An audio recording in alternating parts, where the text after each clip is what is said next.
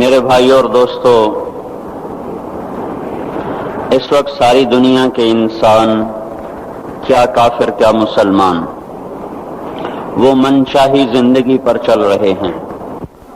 جو جی میں آیا وہ کرنا ہے، جو جی میں نہیں آیا وہ نہیں کرنا۔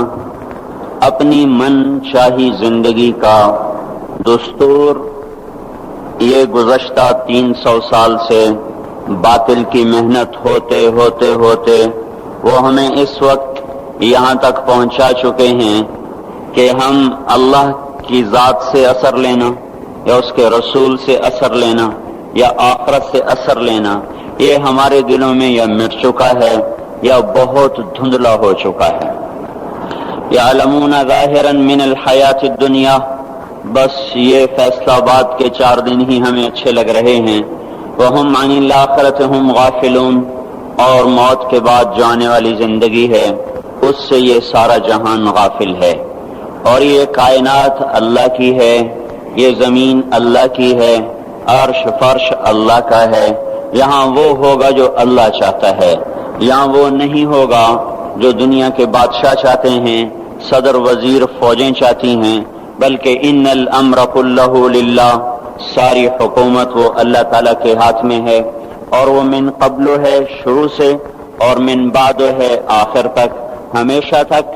اور وہ ایسی حکومت والا ہے کہ جس کو زوال کوئی نہیں، کل یوم هو فی شان، جس کا مقابل کوئی نہیں، ما کان معه من الہ، جس کا کوئی شریک کوئی نہیں، لم یتخذ صاحبۃ ولا ولدا ولم یکن له شریک فی الملک، جو کسی سے پیدا نہیں ہوا نہ اس سے کوئی پیدا ہوتا ہے، لم یلد ولم یولد، سارے جہان کو بنایا خود بننے سے پاک، سارے جہان کو مارتا ہے مارتا رہے گا، خود موت سے پاک ہے، سارے جہان کو مارتا ہے مارتا رہے گا، خود موت سے پاک ہے، سب کو بنایا بننے سے پاک، سب کو مارا مرنے سے پاک، اپنے ارادوں میں وہ کامل ہے، ما شاء اللہ کان، وہ جو چاہتا ہے کرتا ہے، وما لم یشاء لم یکن، وہ نہ چاہے تو کوئی کروا ہی نہیں سکتا، وما تشاءون الا ان یشاء اللہ رب العالمین، تم بھی اللہ کے محتاج ہو، تمہارا چاہا بھی تبھی پورا ہوگا جب اللہ تعالیٰ بھی چاہ لے۔ فرعون کی ساری طاقت لگی کہ موسیٰ علیہ السلام کو ذبح کرنا ہے، اللہ کا ارادہ ہوا کہ ہم نے زندہ رکھنا ہے، ایک اتنی کثرت سے بچے قتل ہوئے کہ اس کی اپنی قوم نے کہا تو حکومت کس پہ کرنی ہے، 1 سال چھوڑو 1 سال مارو۔ جس سال چھوڑتا تھا اس سال ہارون علیہ السلام اللہ نے پیدا فرمائے، جس سال قتل کرتا تھا اس سال موسیٰ علیہ السلام کو اللہ تعالیٰ نے پیدا فرمایا، حالانکہ اس کا عکس کرتا تاکہ معاملہ آسان ہوتا، لیکن اللہ کی قدرت کو کون جانتا۔ پھر ایسا نظام چلایا کہ اس کو پانی میں ڈلوایا، پانی سے فرعون کے دربار میں پہنچایا۔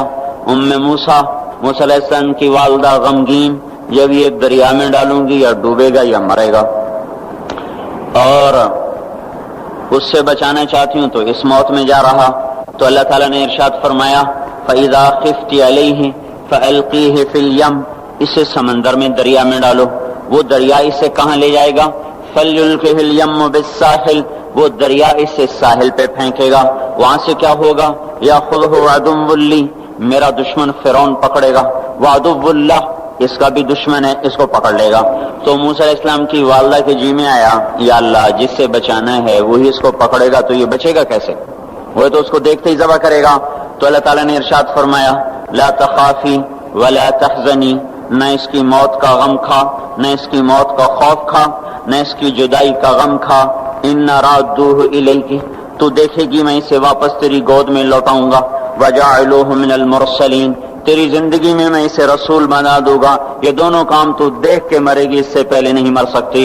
وہ فرعون کی گود میں جائے یا تپتی آگ میں گرے یا وہ طوفانی موجوں میں گرے، بچانا جب تیرے اللہ کا ارادہ ہو جاتا ہے تو کائنات کا ہر سبب پھر حفاظت میں استعمال ہوتا ہے، پھر وہ ہلاکت میں استعمال نہیں ہو سکتا۔ اور جب وہ ہلاکت کا ارادہ کرتا ہے تو حفاظت کے اسباب بھی موت کے لیے استعمال ہوتے ہیں، جب وہ عزت کا ارادہ کرتا ہے تو ذلت کے اسباب بھی عزت کا ذریعہ بنتے ہیں، جب وہ ذلیل کرنے کا ارادہ کرتا ہے تو عزت کے اسباب میں سے ذلت نکلنا شروع ہو جاتی ہے. جب محبتیں لاتا ہے تو نفرتوں میں سے محبتیں نکال کے دکھاتا ہے. جب نفرتیں لاتا ہے تو محبتوں کو نفرتوں میں بدل کے دکھاتا ہے. اس کائنات میں میرے بھائیوں حکومت اللہ تعالیٰ کی ہے. یہاں وہ ہوگا جو اللہ چاہتا ہے. ساری کی ساری نمرود کی طاقت استعمال ہوئی کہ ابراہیم کو آگ میں جلا دو اور اسے ڈال دو، اور لکڑیاں کٹھی ہوئیں، ڈھیر لگایا گیا اور ایسی آگ دہکی کہ اوپر سے اڑنے والا پرندہ بھی اس میں جا کے گر کے راکھ ہو جائے. اب ابراہیم علیہ السلام کو پھینکنے کا وقت آیا تو ان کو قریب جانے کا کون راستہ ہی کوئی نہیں. ابراہیم علیہ السلام سے کہنے لگے تو خود چلا جا. وہ کہنے لگے میں کیوں جاؤں، تم نے جلانا ہے پھینکو مجھے. اب پھینکنے کا طریقہ کوئی نہیں، قریب جائیں تو خود جلتے ہیں. شیطان نے ایک ہتھیار بنا کے دیا غلیل کی طرح، اس میں ڈال کے پھینکا، کپڑے اتارے، رسیوں سے باندھا.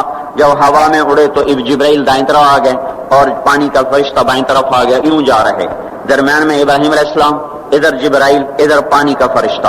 اور ابراہیم علیہ السلام خاموش، بس اتنا کہہ رہے ہیں حسبی اللہ ونعم الوکیل، حسبی اللہ ونعم الوکیل. اس سے آگے کچھ نہیں بول رہے.